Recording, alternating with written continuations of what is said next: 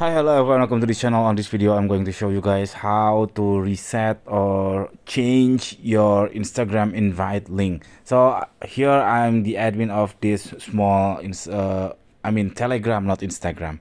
I am here the admin of this Telegram group, and then I want to change the info of this invite link, since now several person or several scammer come into this group. So I want to reset it so people wouldn't able to enter this Telegram group if not click on the new link. So what you have to do, you just click pencil on the right top here, and then here you can see this is the option of group type. You just type this group type, and then here the public link shown, this is the customized.